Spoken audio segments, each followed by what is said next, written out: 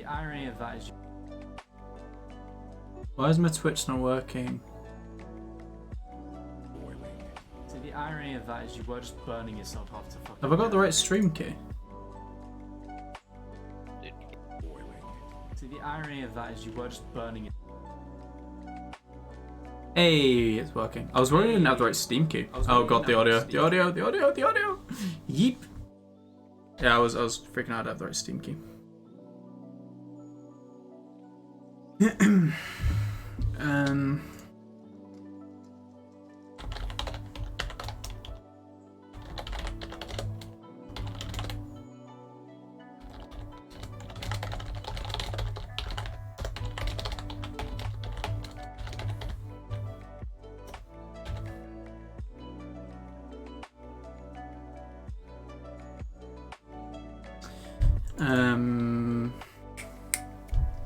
What was I doing?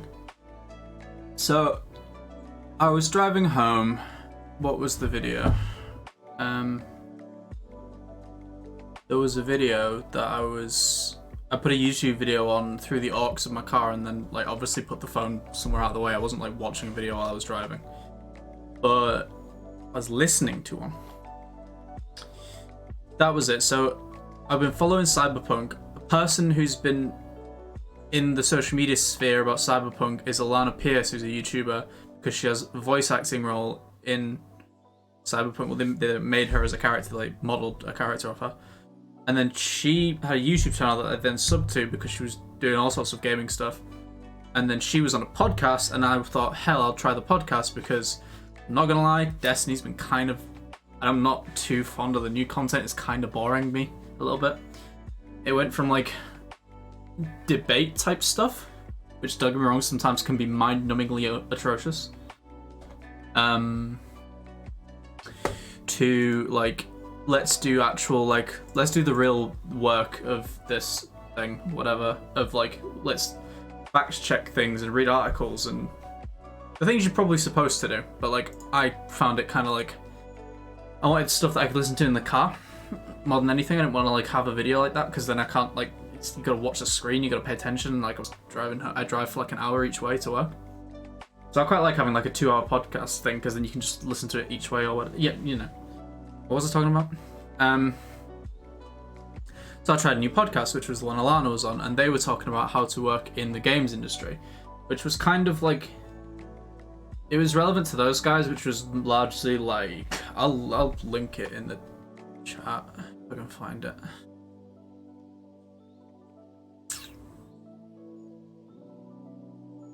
Fucking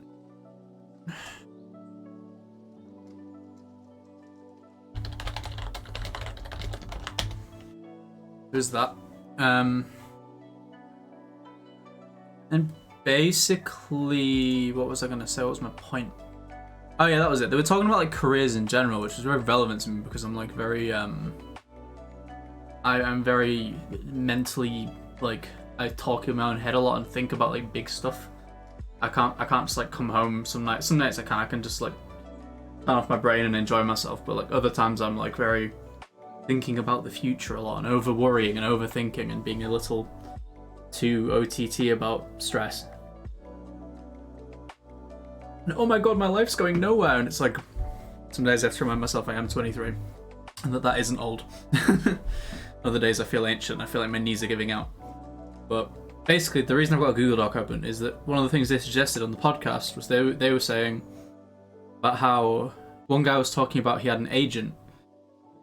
And the reason he liked that agent as opposed to the old one was that agent told him to, like, they had a sit down at the end of each year where rather than just doing job by job by job, they would talk about career stuff and they would try and build like a real long-term thing. And one of the things he said that they did was sit down every like December and like have a meal and talk about like which battles did we win, which battles did we lose, what's the craziest thing you want to try next year, and like they had like these really cool things. And it was just like an off-the-cuff comment, but it made me think on my drive home, like I kind of want to like reflect a bit on like where I've actually come, because one of the big things that I'm worried about and aware of is that so I've reduced my circle of friends. I say reduced, it's kind of been done for me in a lot of the part. I didn't really choose to do half of it because I'm I'm the sort of person who's a bit afraid of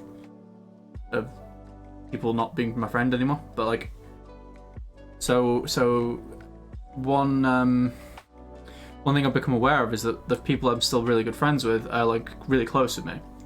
So I trust them to like make observations and.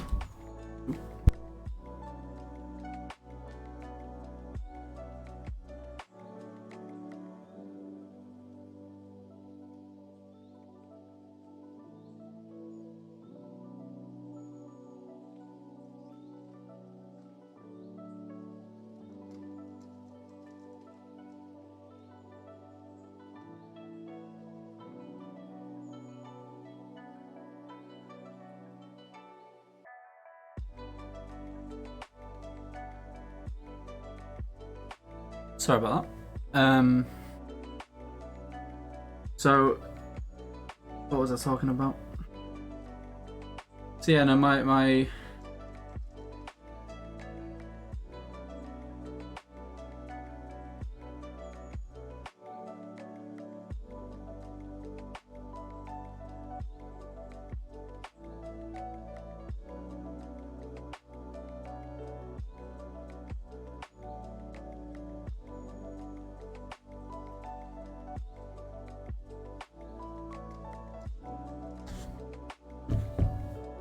anyway, one of the things that having a really close circle of friends as opposed to like a really expansive thing of like not so close friends is that I often trust people to tell me things that I'm doing or that they picked up on. And one thing in design, especially given that that's my current career sort of path, is I'm self-taught and I've always had very low confidence in my work. It's weird. In some ways, I'm confident in my work, definitely. In certain things, I'm really confident I can just charge forward.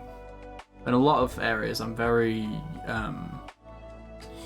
reserved, not quick to try and put stuff. Like I've only made like one portfolio properly. I've very much hesitated from that because I'm just, I don't know, I'm just a bit like icky about sharing stuff and being like show-offy about my work. As much as like part of me really wants to, there's a part of me that really wants to do it. Excuse me.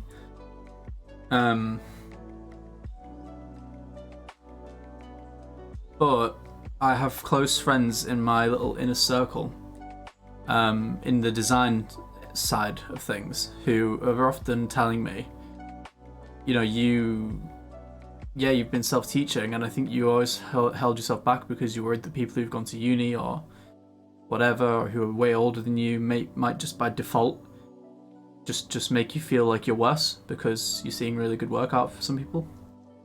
But like, I'm thinking of my really close friend Jess, especially, would tell me all the time, like, for where you're at and your age and the amount of education you've not had, which is like your work stands out as really good. And the stuff I've really tried to do recently, her advice and my own intuition of knowing it's the right thing to do, is like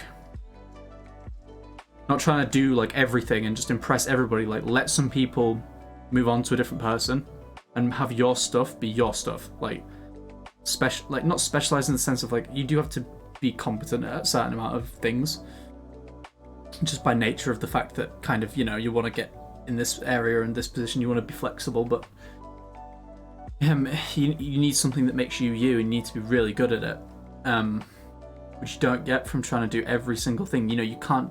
We were part of a very small startup agency where I was trying to like learn a bit of web stuff, do a bit of animating, do some design, and in general that just doesn't work. So I'm going to post the link out to the stream on Facebook, and I'm not going to show my Facebook on the screen. I nearly did that.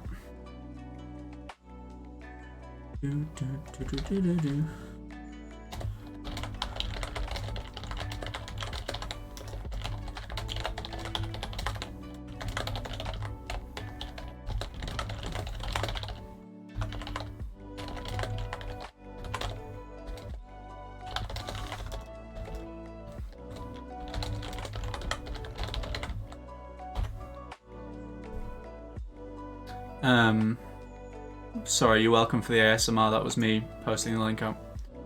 No, I'm just aware that like I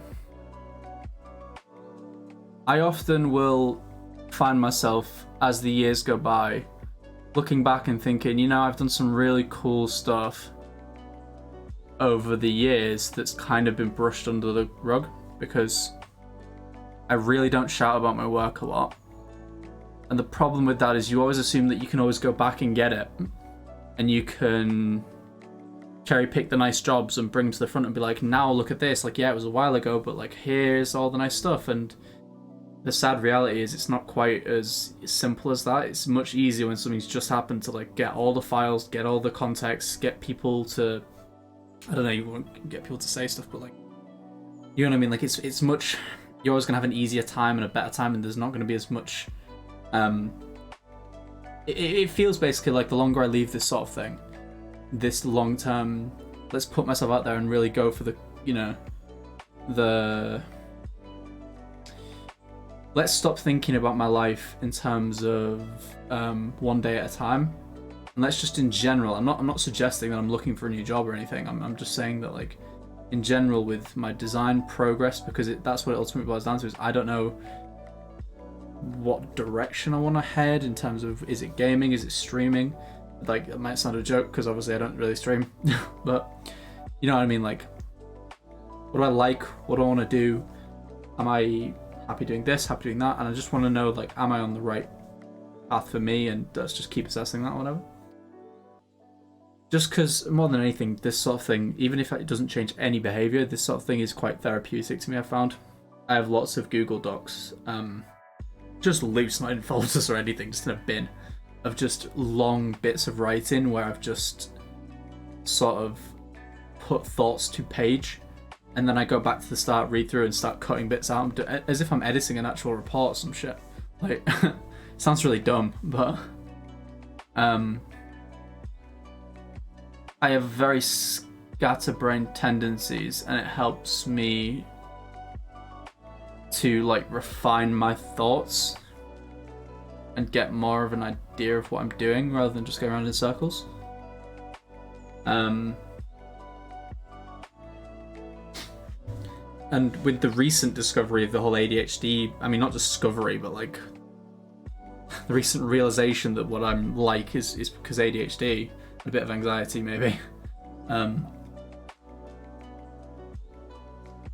that these sort of things aren't just a little bit of fun, like it could genuinely be really constructive. So I'm gonna do it. So I don't even know if I explained what I'm gonna do, so because of what god damn it.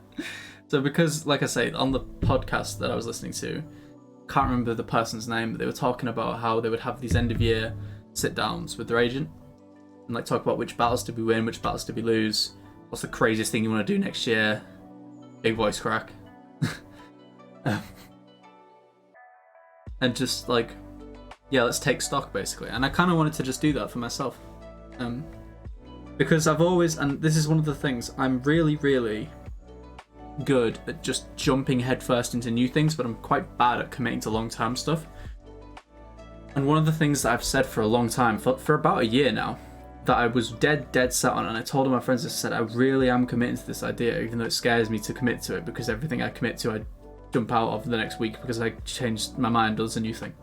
I was like, I really want to commit to, you know, I'm really excited about Cyberpunk. When it comes out, I want to stream. I want to stream a lot. I don't want to do like an hour stream here and there once a week. I want to like get into it basically. Because I find streaming quite, I really like the idea of, because I like a lot of stuff in, like, and I'll get onto this in a minute because I feel like this is one of the points that I wanted to make. There's a lot of things that I wasn't like, it's not that I wasn't comfortable liking them, it's just that like, I was really nerdy about certain topics like games or like this or that or like this subgenre or this thing, and I was really shy to like show that on the outside. Like, I didn't want to like clothes like I'm wearing like this, like really techie gamery sort of clothes. Didn't want to like buy those because then everyone would like look at me and be like, what's that, like what are you doing? Or like, didn't want to dye my hair. I didn't want to like put certain music on at work, or like I didn't want to do this. No, that makes it sound like the office is shunning me. No, my work is currently one of the places that's like most accepting of me. That's not the case. Just trying to think of scenarios where I would express myself. One of them would be if we were playing music out of work. That's just why I brought that up. No, mainly it's like social media, I guess, or maybe it's like people, friend groups. But like I say, my friend groups now become people who just like me for me, mainly. And even some of the people that I don't talk to anymore, like they still like me for me. That's not what I mean, but I found that I've become much more comfortable with stuff, and I wanna.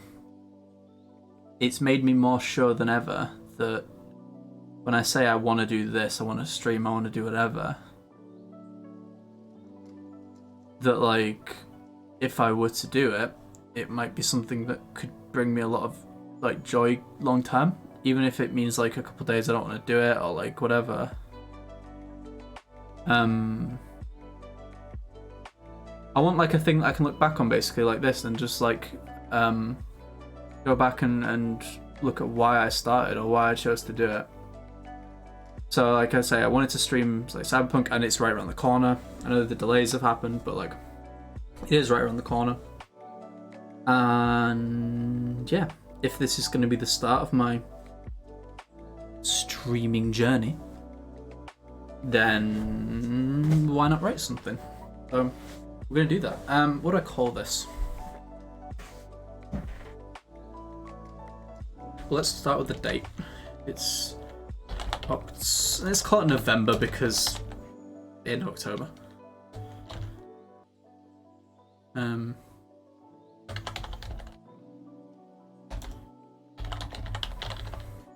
Why am I sitting like this? There we go. My posture. Maybe that's one thing I put as a negative, is that I just have bad posture. Still. Alright, so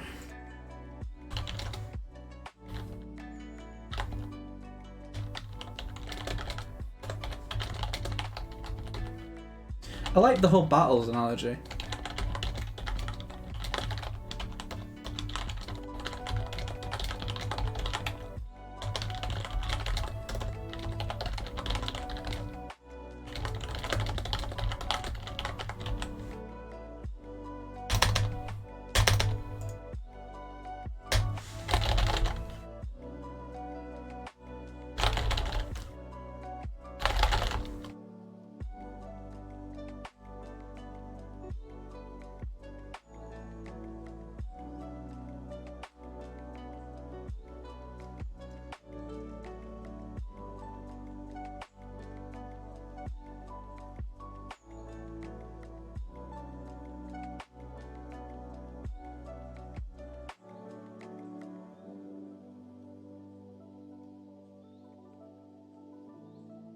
Okay, so what battles did we win this year?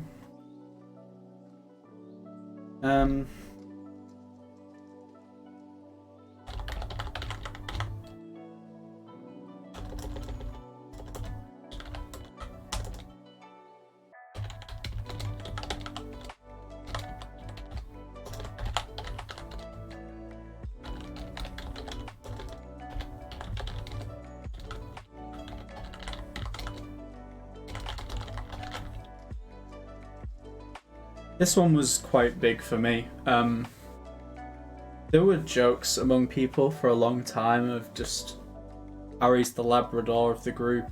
Harry's ADHD child, like haha, so scatterbrained, so haha, oh my god, like can you believe it?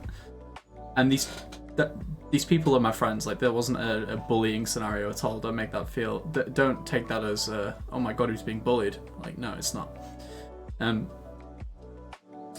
This is just like these observations are not new, and like I say, I'm 23 years old. This has not been new to me. I'm probably not going to go into huge detail here because it's a bit weird, champ. But there are reasons that this wasn't ascribed this label when I was younger. The behaviour was the same. I would argue that certain elements of this have gotten worse as I've got older, but I would say that the signs have always been there. The signs have always been there. It's just been, there's been a lot of other stuff, heavy psychological shit, that is the reason that this wasn't picked up on, because it was ascribed to trauma and other things, and grief and whatever. But what I'm, it wasn't that someone else pushed me into this, and it wasn't that someone dragged me into a doctor's office and tried to make me get diagnosed with ADHD. That wouldn't have been a win. I mean, maybe it would, but the reason I count this as like a which battles did we win, there are a few people that are the reason I decided to get looked at for ADHD who didn't tell me to. It was just a observation I made, and then I decided on my own. That's why it's a win, because I had the the balls to ring up a doctor, which I don't like the doctors. I'm scared of the doctors. I had to go to the hospitals a lot when I was a kid. I broke my arm a lot. I have like a line going all the way up and down my arm there. That's a scar. I didn't like hospitals at all. Not that a GP is necessarily the same as a hospital, like a full-on surgery, but yeah, it was a big thing for me talking to a GP about this, and try, because I assumed I was going to get laughed out of the room. Honestly, I heard a lot of horror stories about people, and I think a lot of it must have been with the American healthcare system, but with the resource lacking and people going like, oh, get out of it, whatever. Like, I don't know, but I don't want to speak to that, but I need to control my breath when I talk. When I get a little, not anxious, but when it's on me to say things, I'm realised how introverted I am these days. I used to think I was quite extroverted, but I knew I liked my alone time, but I've realised that lengthy talking, even just to a camera recording, like I'm aware there's a presence there of people, even though there's currently no viewers, but when I talk, when it's not a joke, when I'm not cracking a joke, or when I'm not reeling off, when I've not been like triggered to reel off a fun factoid that I have in my head about a topic, I'm gonna turn that light off. When I realise that stuff's going on, I'm much less not comfortable. What's the word?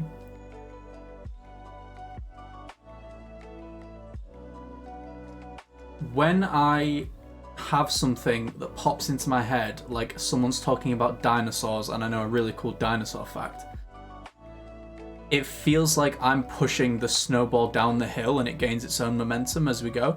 Like I go, oh my god, well that's really cool, because did you hear about this? And oh my god, no, did you know that like this? And that's so cool, right? Isn't that awesome? And then we get on and we talk and we have fun and we tell jokes, and then I'm comfortable and I can talk for hours.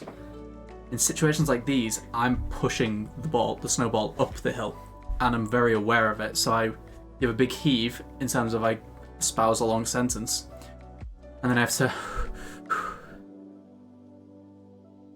I rang my boss earlier today, my manager, and we got on really well. She's a really good friend of mine, but she was like, just sort of slow down, and there was nothing wrong. There was no crisis. I was just letting her know something and saying, what do you think? What do you think the best course of action is? And it was a really non-event thing. It wasn't a crisis, but she was aware that, like I was aware, that I just sometimes feel like I have to, like, just slow the nerves. Let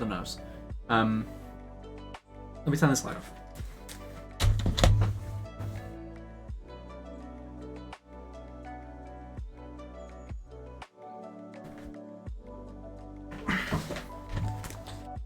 Sorry, the glare is like, when I look in the camera on my OBS, the entire webcam screen is like lit up bright white from behind me, that backlit thing. Anyway,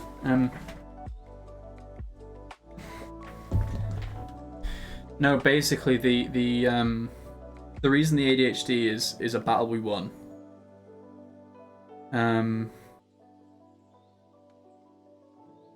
Sorry, I've been invited to go painting. That'd be amazing. I'm gonna paint Bob Ross with someone. Not paint Bob Ross the person. I mean, I could paint Bob Ross. I've not been told what to paint, but me and somebody might be doing some painting. That'd be fun.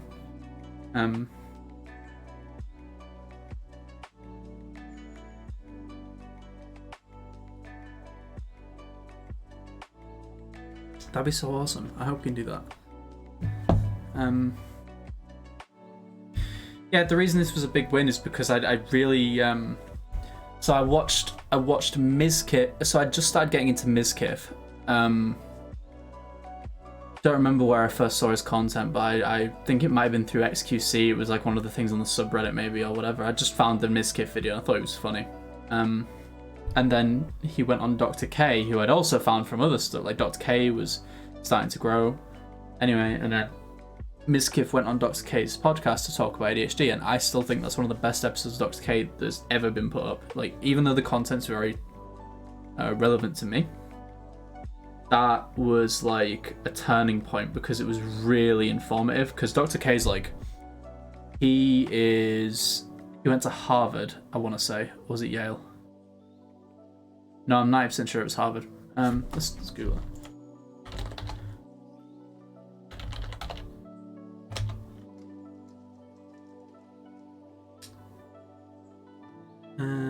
Harvard Med, yeah, he went to Harvard. So he's like super smart, obviously. And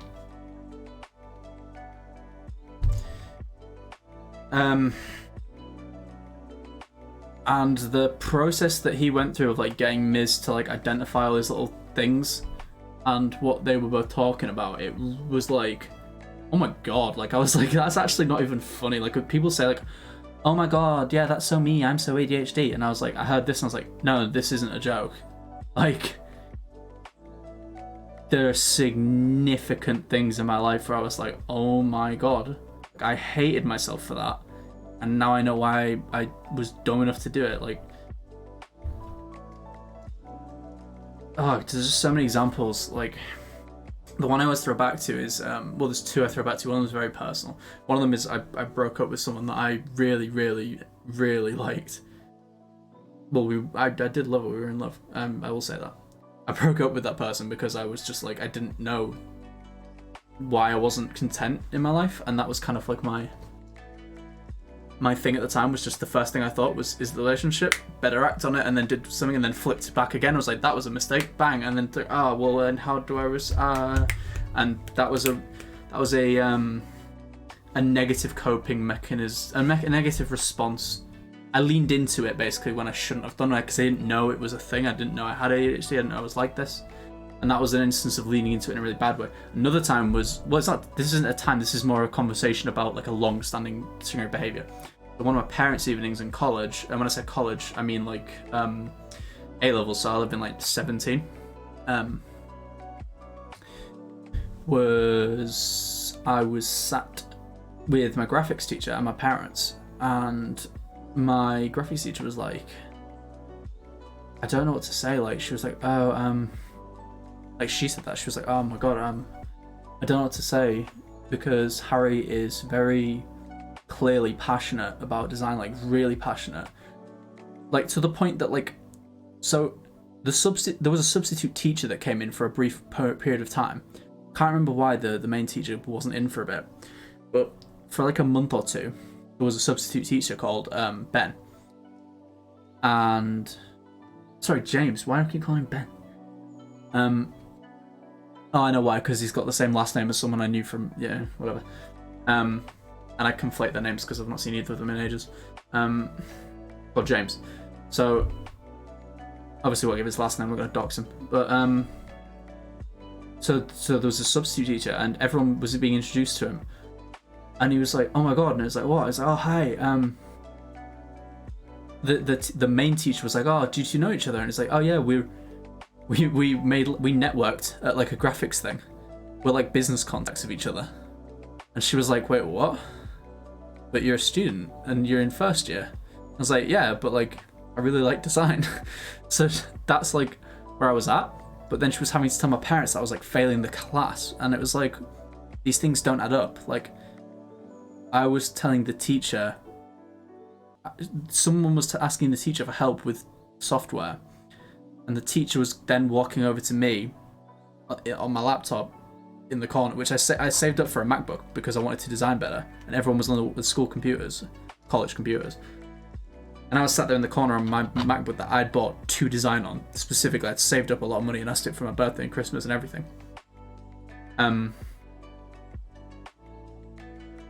And she was coming up to me when students had problems with software to ask me how I would fix it. But she was having to then, again, tell my parents I was failing the class.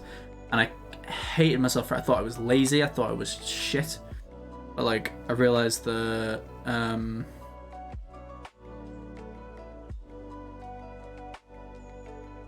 Sorry, someone commented something on my Instagram, one of my friends, but she did a typo and I was, like, stuck on it trying to understand what the word was. But yeah, no, I just didn't get why I was behaving this way, like why I really liked something, but why the course itself like didn't appeal to me. It's because they were like trying to force me down a path that I wasn't a good fit for. It was like that. So the fact that this year, like, I saw like that Mizkif stream, and then there were a few other reasons. There were a few other people that I heard talking about it. But it like made me wanna. Loyal Kana as well, the musician. He does a lot of charity work for kids who have it and struggle with it, and I just liked his music, but then found out he had it and he did an interview, but it was cool. But like, yeah, like a bunch of people on the internet are like famous people that I would like look at, and then I realized like I should go act on this, like I should be proactive. And after about 2-3 months, I eventually got it sorted, and now I've been chucked around the system endlessly, like really endlessly, because it's just not.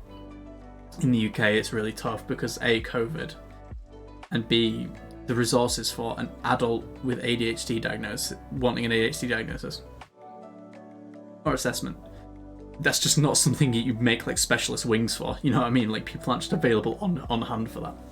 There's been so long this battle trying to get through to the right people. I was referred to an autism learning disability clinic. I was passed from my GP to someone else, back to the GP. Like 2 or 3 different times. I was given to one place that then said, "Oh, this is the right place but the wrong number. Here's the right number." The number that I then rang sent me back to the original number, and they both eventually just stopped responding.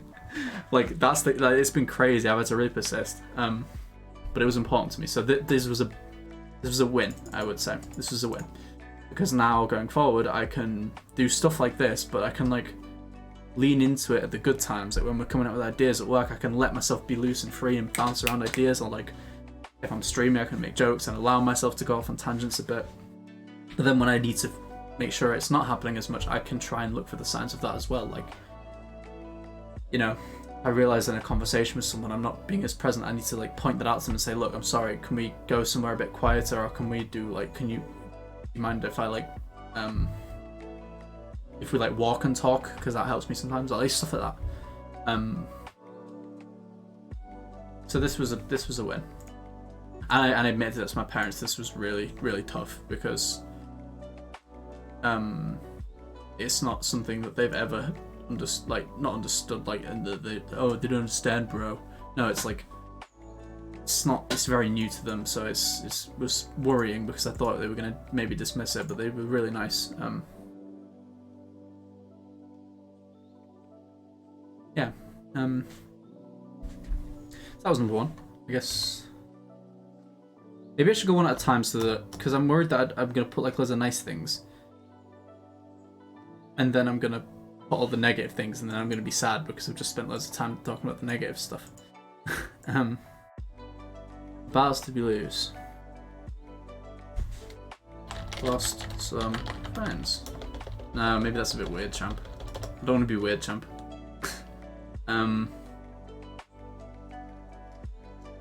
More anxious, for sure. Definitely more anxious. COVID, isolation, issues. Yeah, I had cabin fever, hardcore.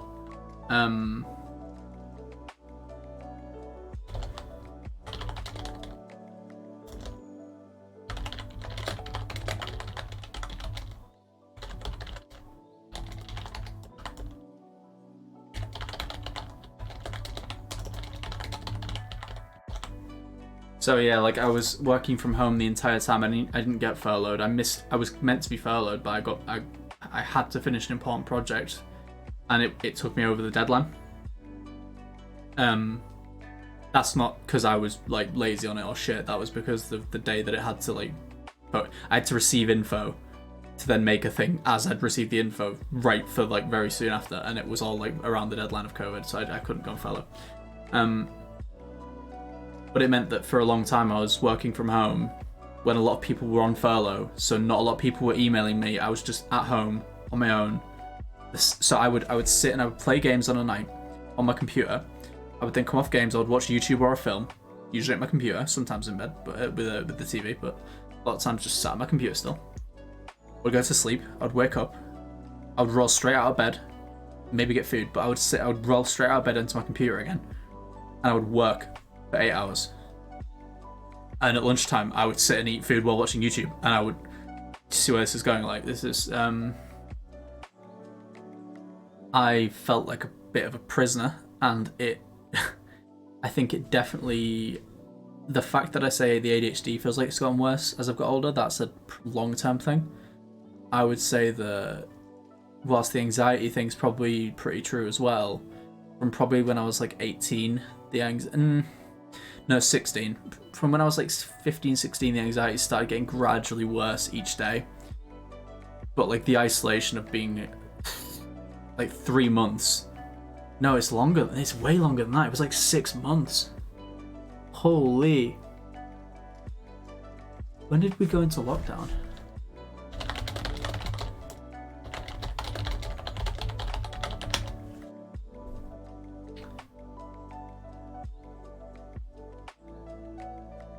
The 16th of March 2020.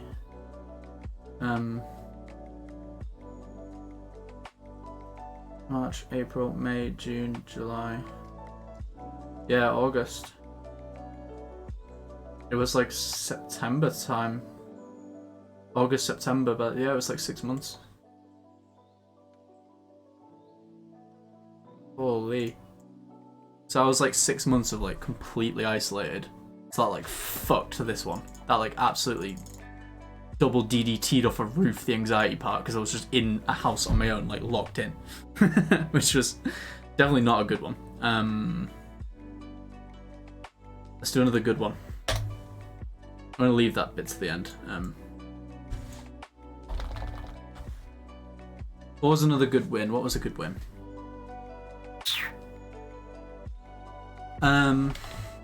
Got on top.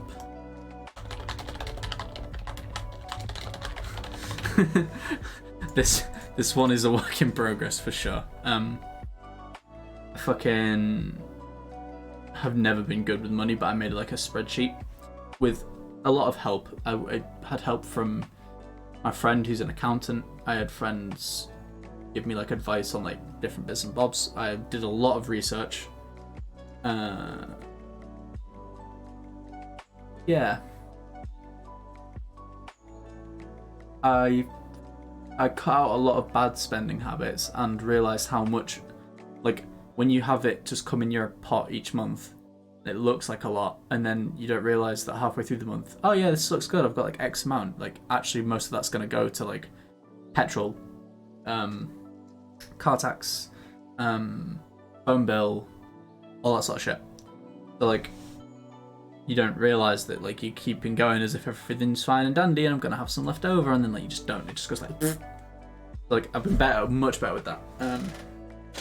I say work in progress. It's still a work in progress. I'm gonna be so wanky here. I'm gonna.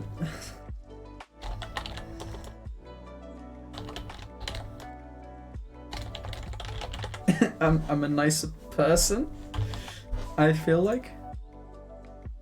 And I don't just mean that randomly, like I genuinely feel like I've had some hard shocks to the system, some really tough realities that I've had to like deal with, that have kind of like made me a bit more like, what do we write here?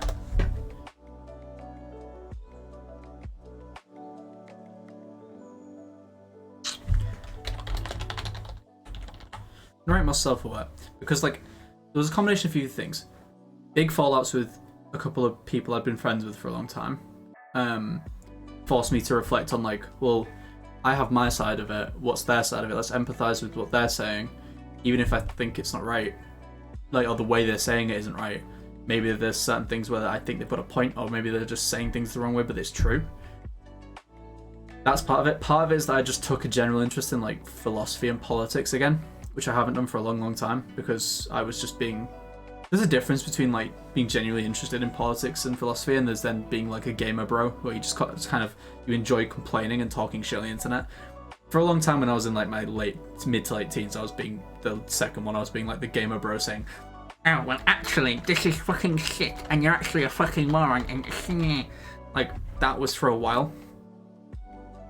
And more recently it's become like, I mean, I'm looking next to me, I found out at work there's like a perk that lets me take books out of the uni library, and I took 20 books out in like fucking 4 days. I literally took 20 books out, I think maybe 19, but like I just started like hard learning some stuff, and it's made me like, in general, I have like a framework now by way of which I judge what I think is right or wrong, and I try and remain like pretty consistent. And I'm not gonna lie, like a big factor in that is watching like Destiny videos on YouTube. Destiny's like really good for like learning how to be more consistent in like your framework and being like more true to yourself and stuff. Because he will be best friends with somebody, and then they'll have an argument, and then he'll realize it's like, we're not just disagreeing here, we fundamentally will not agree on like right and wrong, and then they'll be like, this is an issue,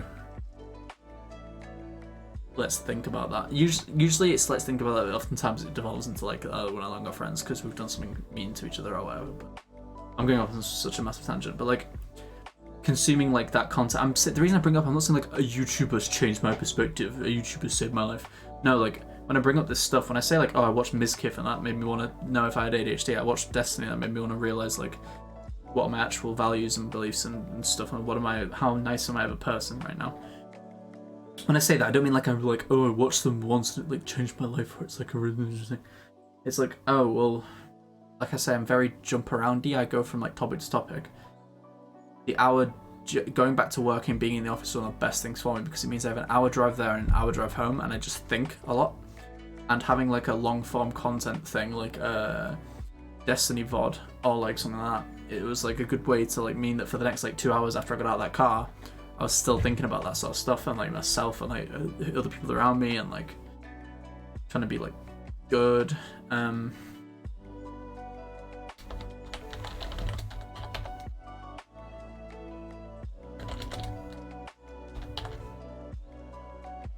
It's a job that I enjoy. I genuinely really enjoy working with the people that I work with. At times the job itself has been difficult because of certain things, but like in 2020 specifically, it's like, of course it is, like it's gonna be tough.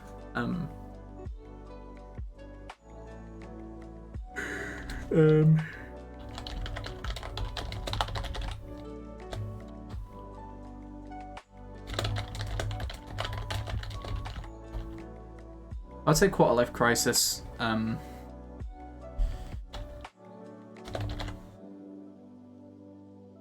This is in terms of like, I should put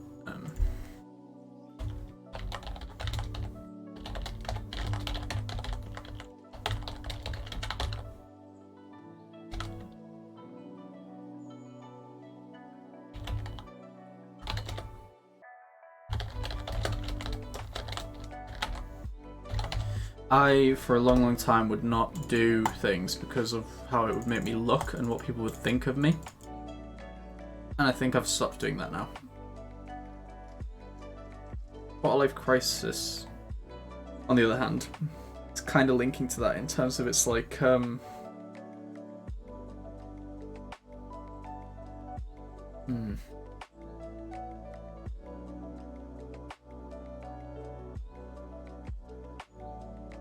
This would be like, I'm much more comfortable now.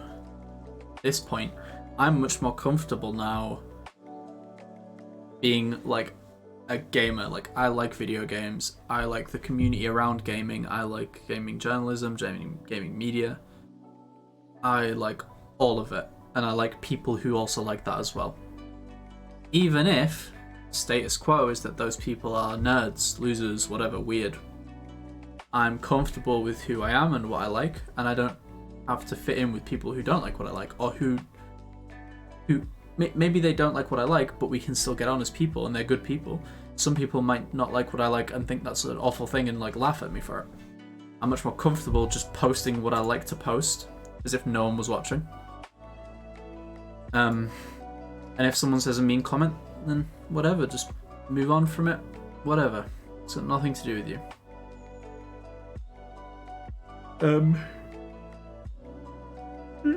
Yeah. I'm gonna write this before I forget.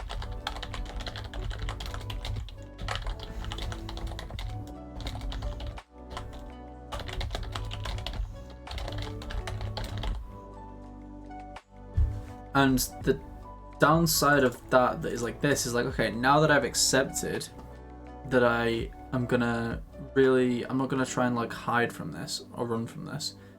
Like my parents might not agree with the fact I'm on video games all the time, or like people might find it weird, or like it's like, oh, you need to get out more.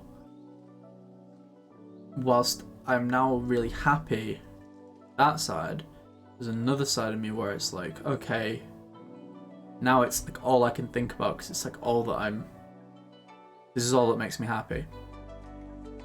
And I want to be happy. And am I now having a conflict of like, what do I think about my job? What do I think about the city I live in? What do I think about like people I talk to every day? Like, and I love my friends, and I love where I live, and I love my job. But I don't know. Do I want to be in the same place when I'm 40? I don't know. Because everyone, you know, you speak to older people, which is something I wish I did more. And you often hear them say like, you know, life starts to go like in the blink of an eye. Like 1 second you're one place, and the next second it's 5 years later. Like, I used to think summer holidays in school were so long, and then now it's like, I mean, 6 months blew by like nothing. Like, when the hell did we go into lockdown? It's now November. Like, crazy, man. So yeah, I just have this thing of like, I've been a bit stuck this year of, I'm a bit scared.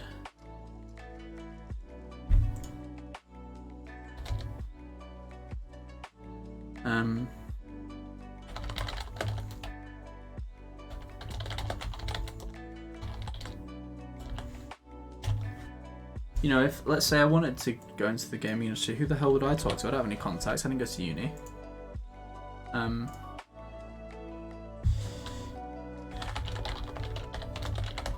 Relationship stuff, I've been pretty burnt this year. There were a couple of people who did not treat me very well. Yeah, that is what it is, really. I'm generally pretty happy being single, but there's every now and then where it starts to get a bit ugh.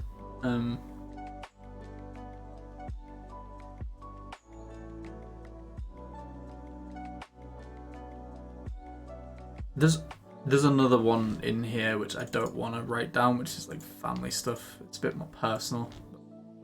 I don't want to write that.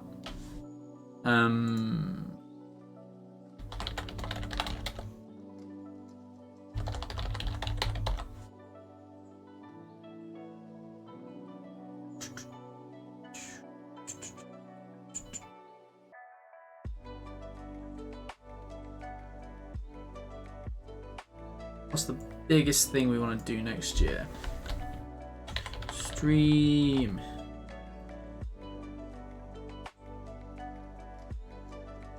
Yeah.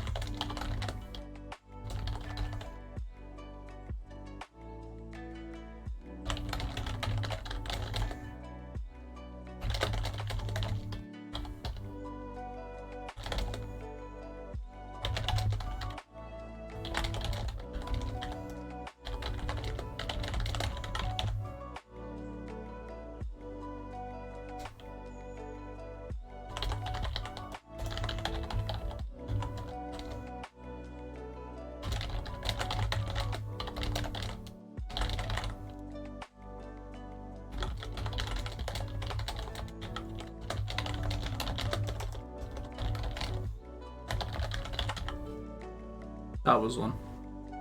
I did like So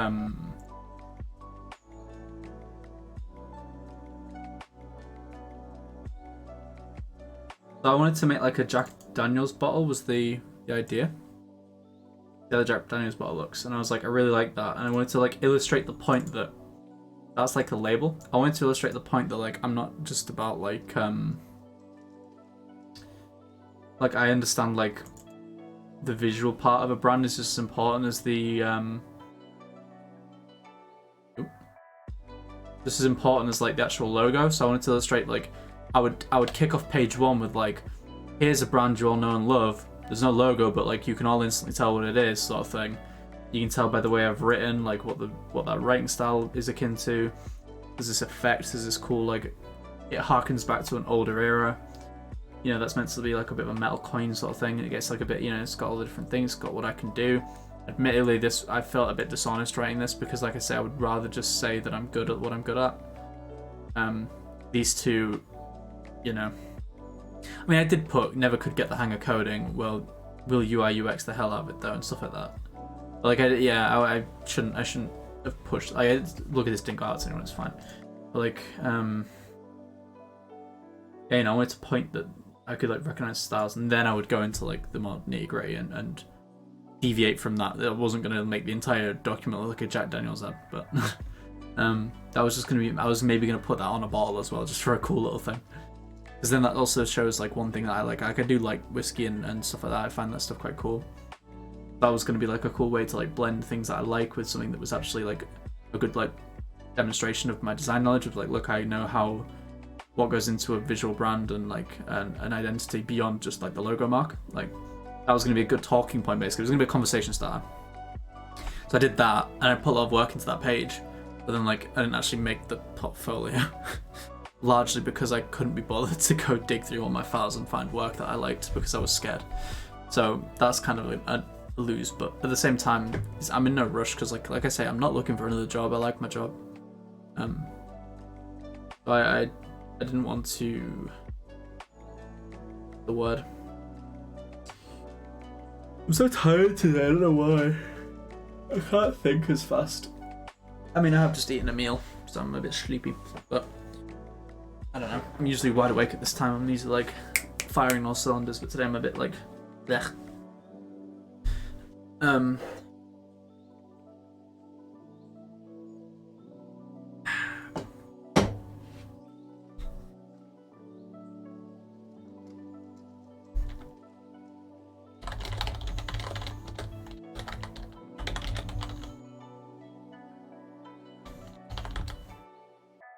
Yeah.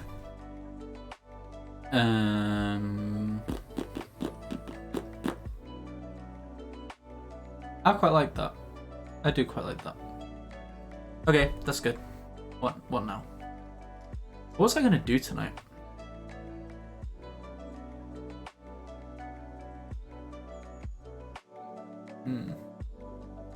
Nearly 9 o'clock.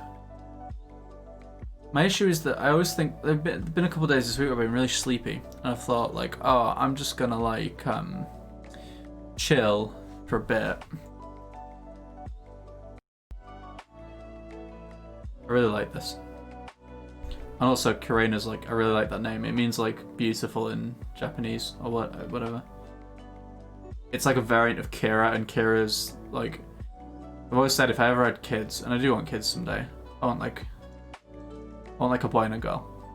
Not being picky, like I wouldn't be like mad about it if that's not what happened, but like I think 2 kids is the perfect amount because like 1 you get only child syndrome, 3 they start to argue, any more than 3 it's chaos, 2 is like good because they like have a companion, they have a friend, and they can like bounce off each other and learn from each other and stuff, and it's not too chaotic because there's only 2 of them. I don't know why I'm on that tangent, but anyway, really I found it hard to like think of boys in this, but like I was really imaginative with like, I feel like I'd be really protective if I had a daughter, like not clingy, but like I feel like I would like having a daughter. But Kira's like one of the top names in the list. I like Alana and I like Kira. I kind of like Violet, but I've gone off it a bit in recent times.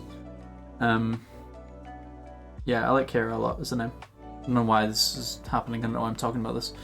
This is what I mean, ADHD, like I saw this and it sent me on a wild tangent because I saw that name and it was like another thing and I'm trying to learn to pick up on things like that as well, because this is fine now because I'm streaming to literally nobody, so I can just ramble.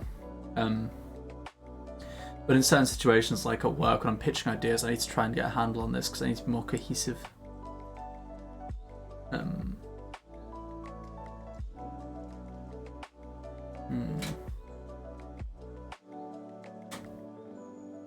Keep hearing noises.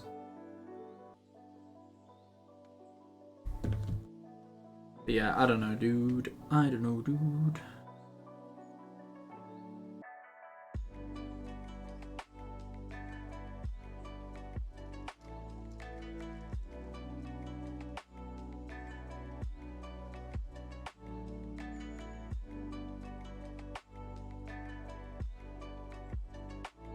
Sorry, I'm telling one of my friends I love them.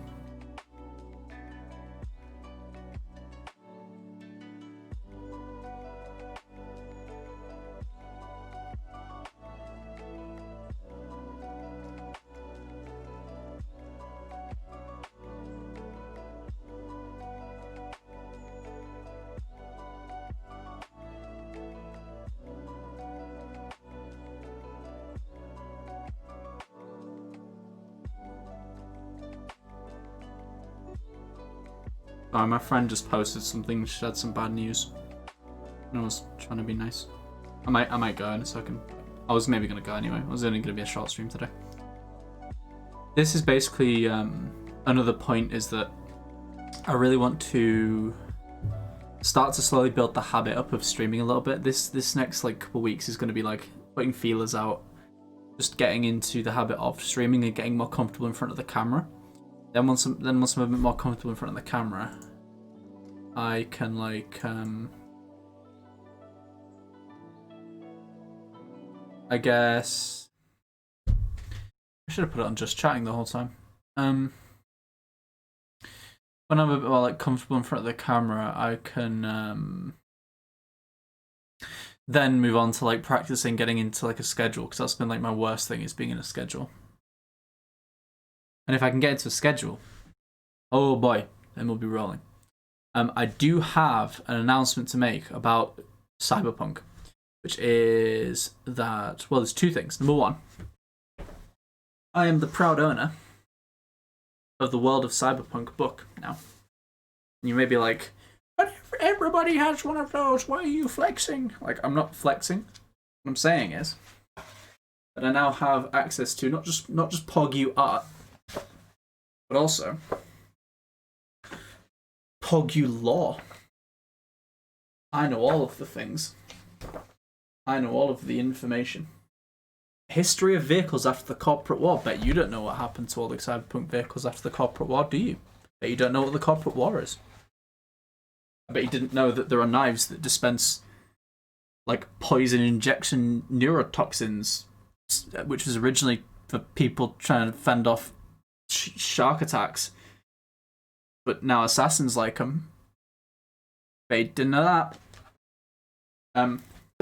So basically what I was going to say was, I'm going to make lore videos and mechanics videos about things that I've learnt from the lore and other things. This is going to be a good place. Basically what I'm saying is I'm going to do just like playing for fun, because I love this sort of stuff, but I'm also going to try and be a bit more like, I'm going to be very lore friendly. I'm going to, in terms of like what style of stream I want to have, I've been previously, like I've been a bit all over the place. Sometimes I've been a bit shouty, sometimes I've been a bit quiet, sometimes I've been very focused on chat, sometimes I've been very focused on just the game. Sometimes I've even tried to do like I've got into a couple of like more heated discussions when people have been really rude in chat, which I'm going to tell myself in future to just ignore. Like if they're just leveling like genuine criticism, like maybe hear it out, but like if people are just being dicks, then just ban them or time them out. I'm more a fan of timing people out than just straight banning them, because I don't feel like that's a bit mean.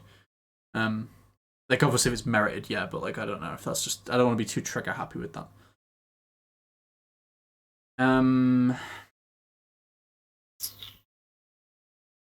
What was I gonna say? So yeah, that's like the starting point, is I might make a couple of videos based on that. Oh yeah, that was gonna be my main announcement. So I know a lot of people are very upset that the deadline got moved to Cyberpunk.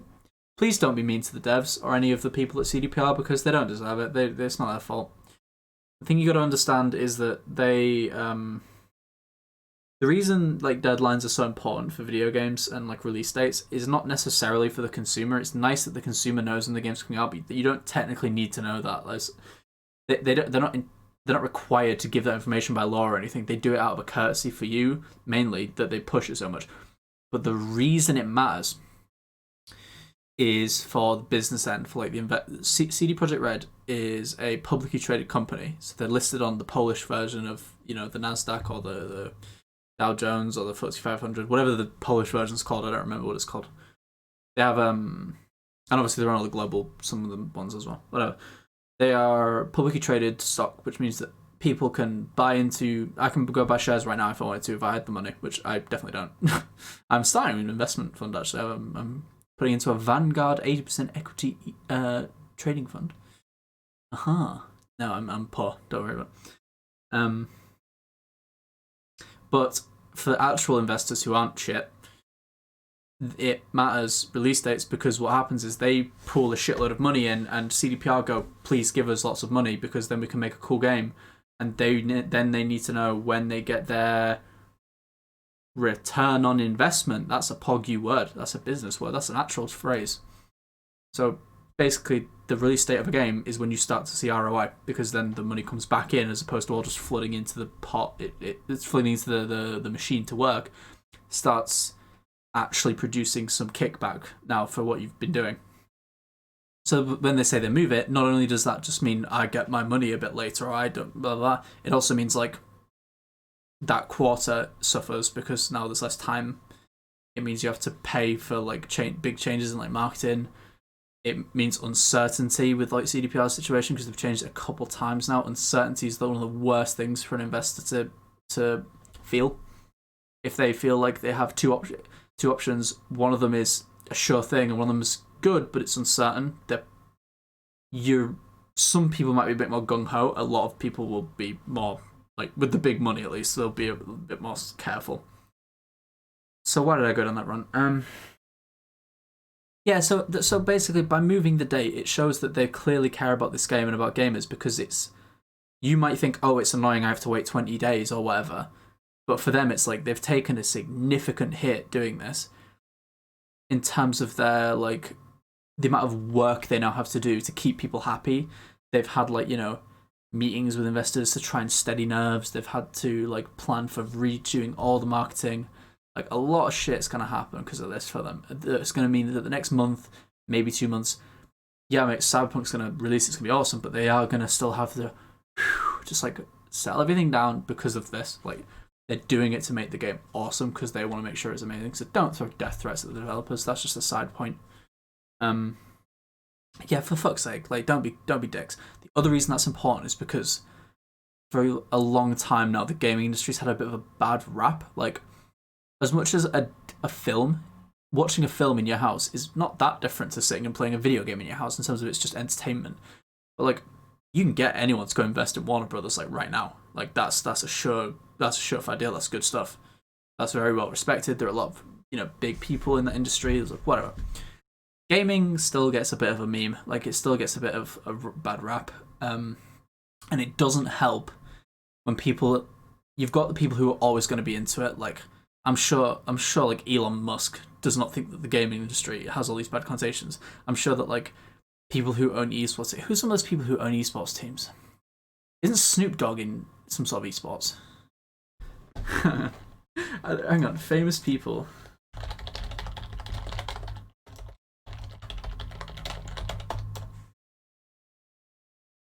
Drake, it was Drake, wasn't it, who went into esports? That was one of them. I'm not saying it's the same person, obviously, but Michael Jordan, he's in gaming. Steph Curry is an investor in gaming.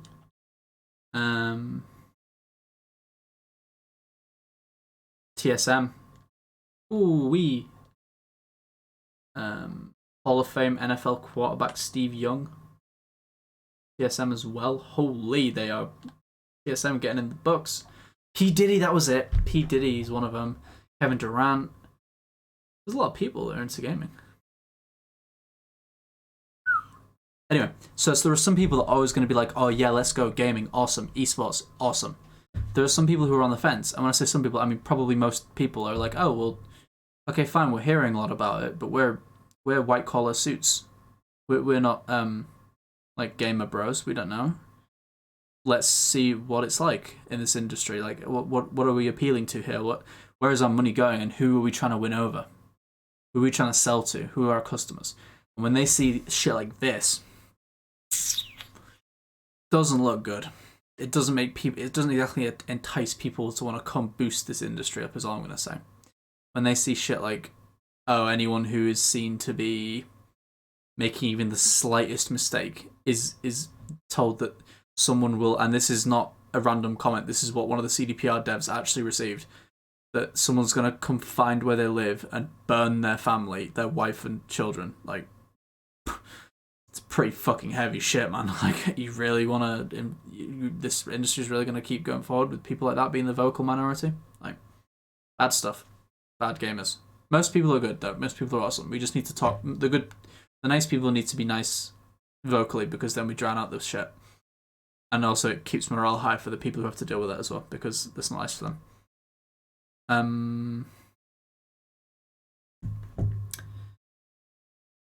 But the reason I got onto the topic of the Cyberpunk delay in the first place, oh my lord, it's such a tangent. So I started out saying I wanted to make the content stuff, and then this also relates to content and me.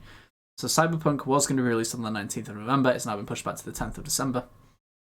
That works out pretty good for me, actually. I initially was like, oh, like I just want to play it. I booked a week, so like I booked 5 weekdays off work, and then 2 days. So like,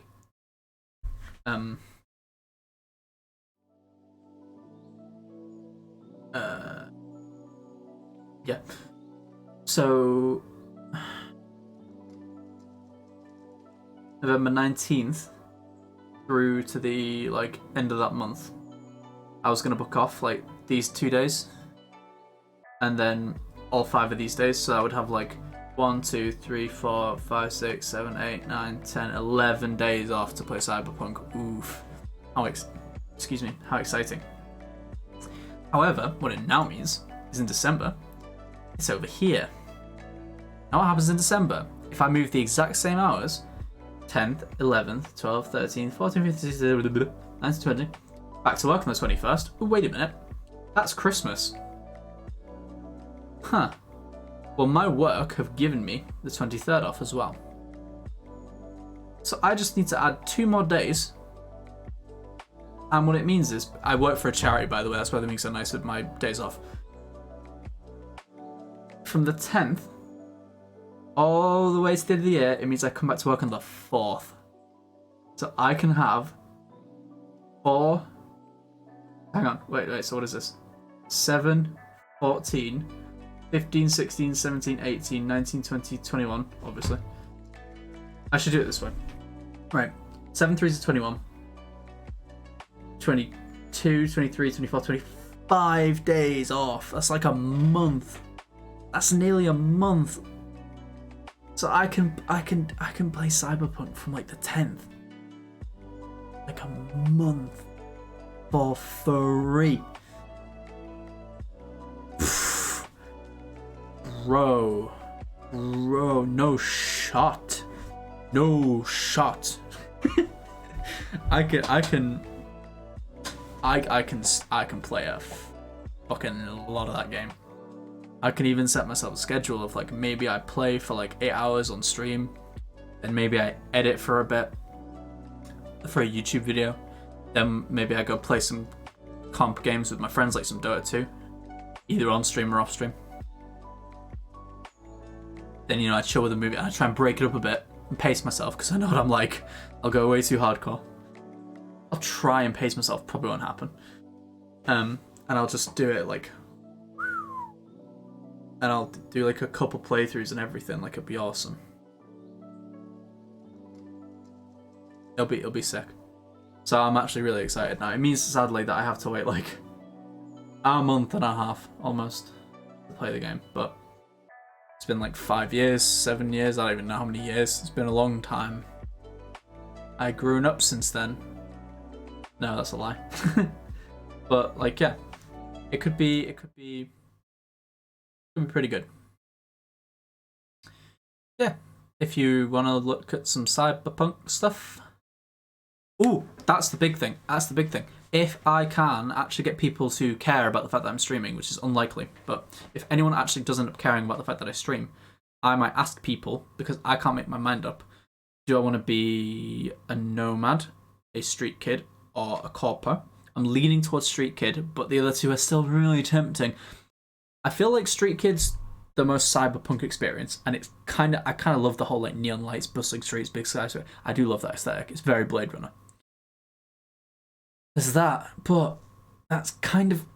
I also kind of think the corpo would be really cool, but is that really what you want for your first playthrough? And the nomad, I think the nomad, from what we've seen of the 3 life paths, the starting zone, quote unquote, and the starting like experience, I feel like the nomad kind of looks like one of the cooler ones.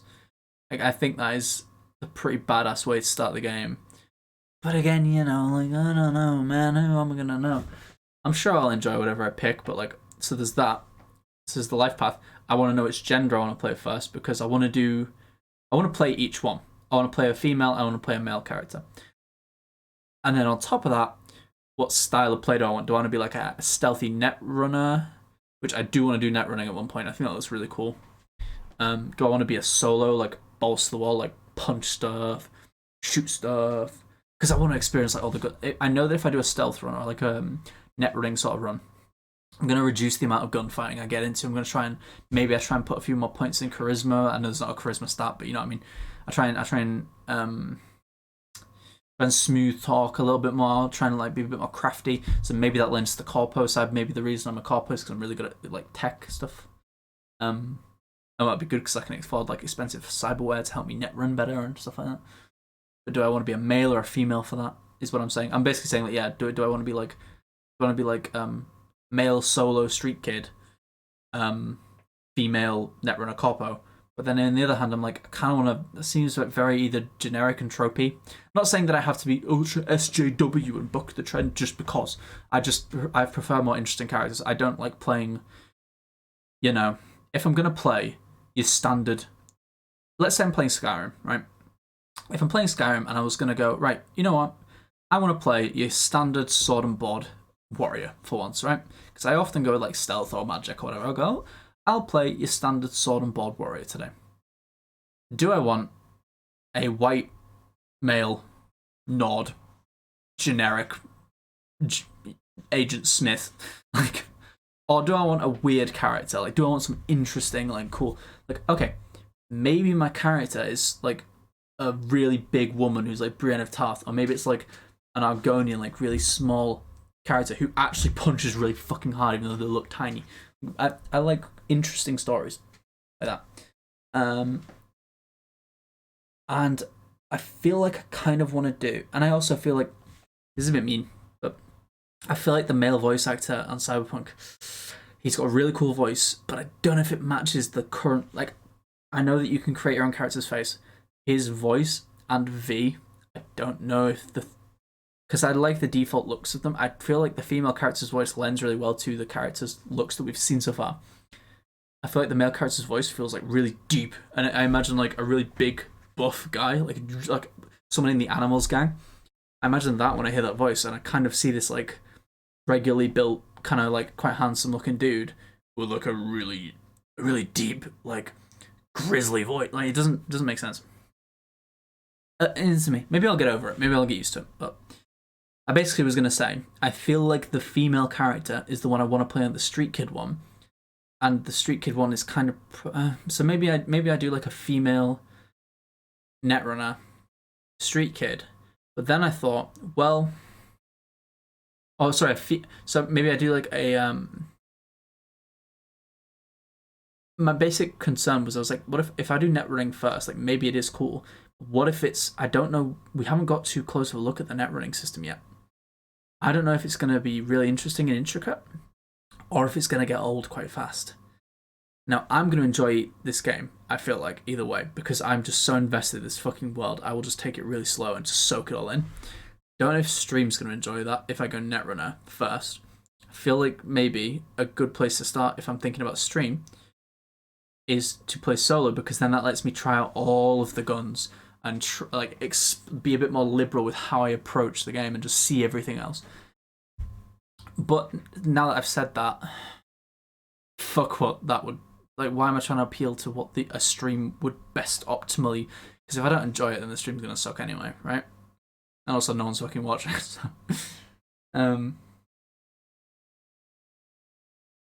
First playthrough is going to be a street kid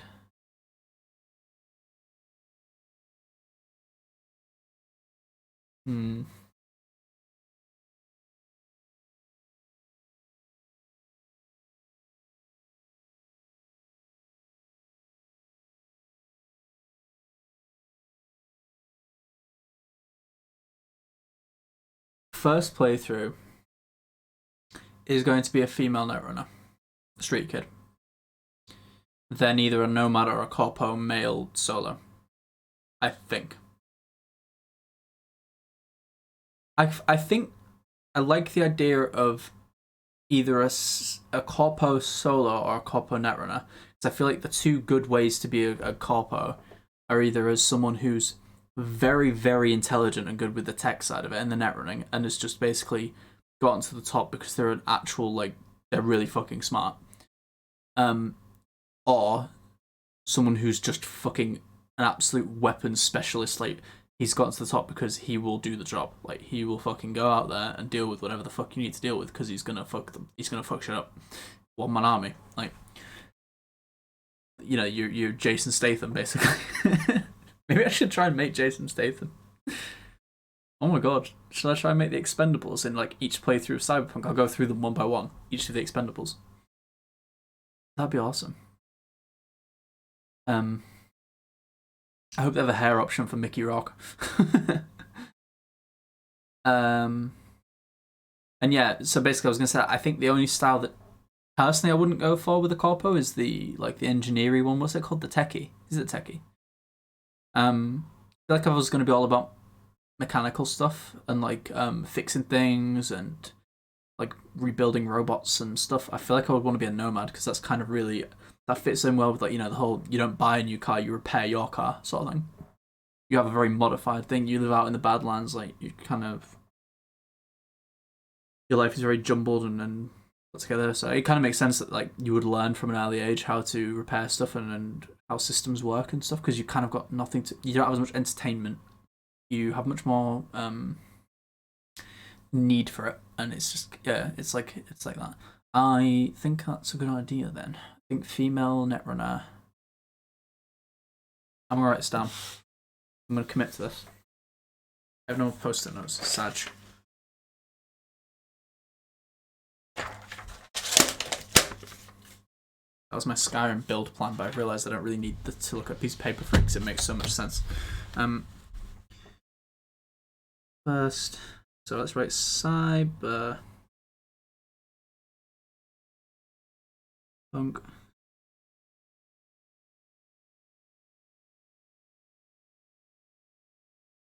2077.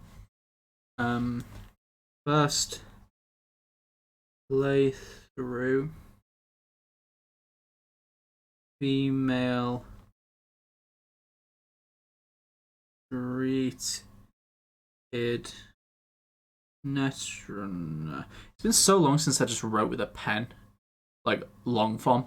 I am so much better at typing than I am with writing with a pen now. It's really weird, like, how much this is like a bit of a dying art, I guess.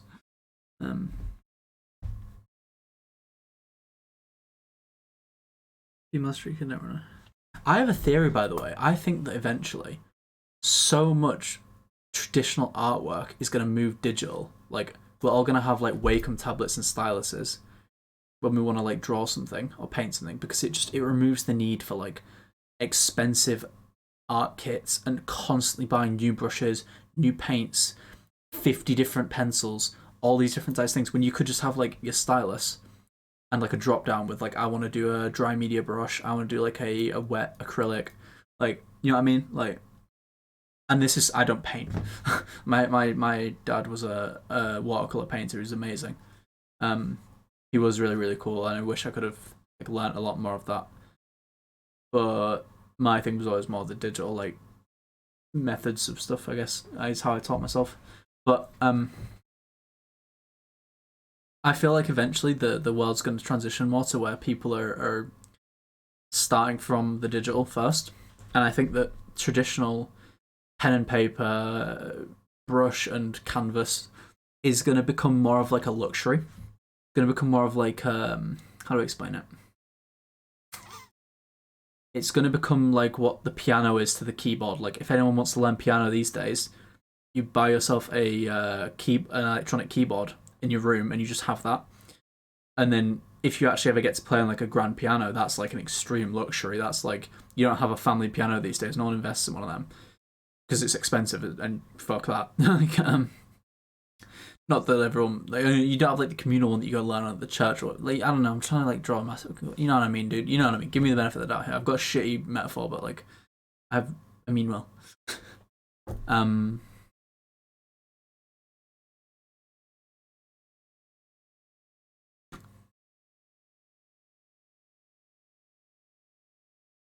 um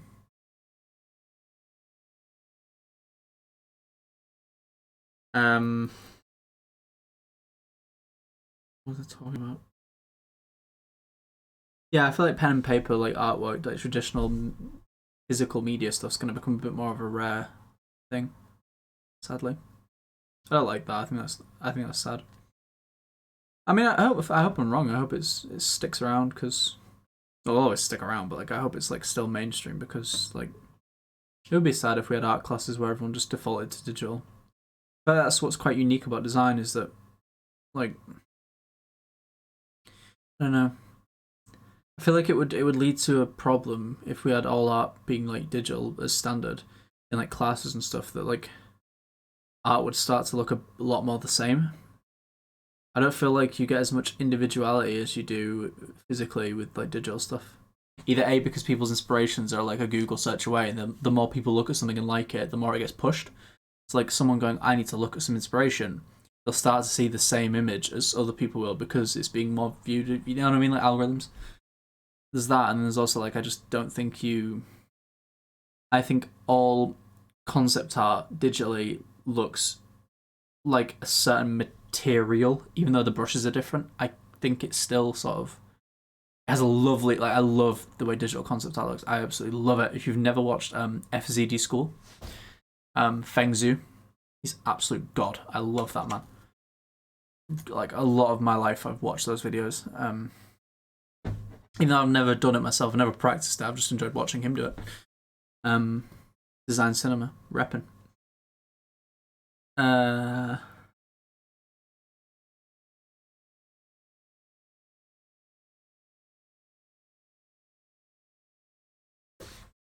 Yeah. Yeah, first playthrough, female student, street kid netrunner. Second playthrough, male, corpo, solo.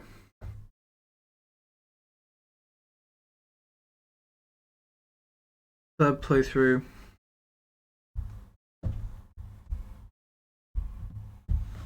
some sort of gender, leave it blank. Nomad, techie. That's the plan of action. First playthrough, female street kid netrunner. Second playthrough, male corpo solo. Third playthrough, some sort of gender, nomad techie. That's the plan, boys and girls, and everyone in between, because we're respectful here. We're not mean. We're not like the people on Twitter who are being dicks currently to CDPR. I don't know why I made that political. Fuck that. I don't know why, but recently, like the whole like gamer bro thing has become like a big meme. Is that I've noticed that a lot more. People are not nice.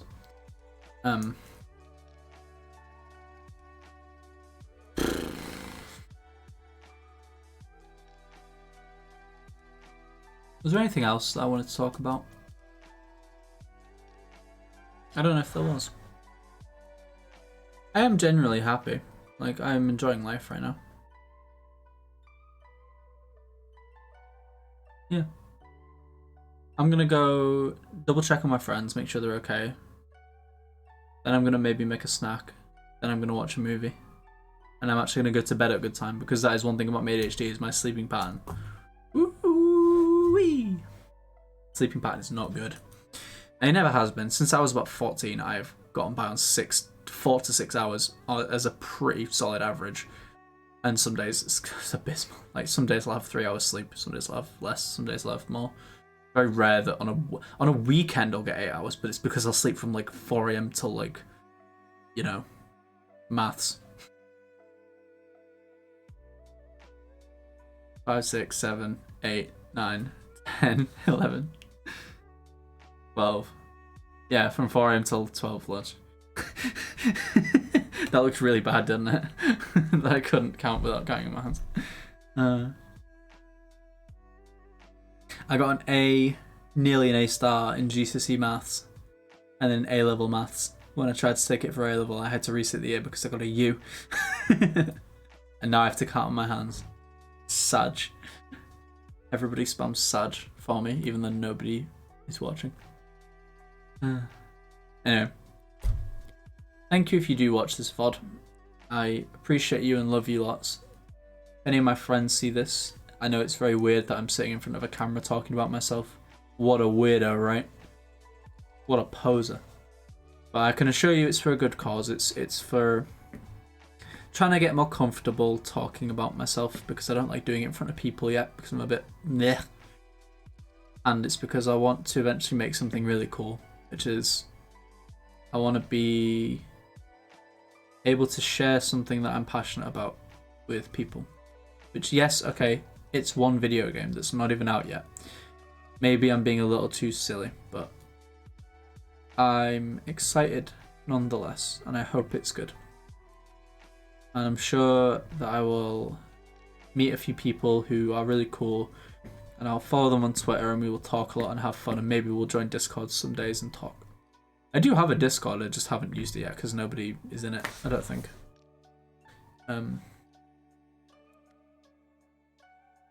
Apparently Diatide's back. Interesting. Yeah. That's the stream. Only a short one today, but we will do more long form ones. We'll do the big 8, 9, 10 hour streams. It'll happen. Okay. Peace. Did I do the stream ending screen? There we go, look at that. Boom. Oh, I need to update my socials, they're out of date. Fuck. Okay. Bye, everybody.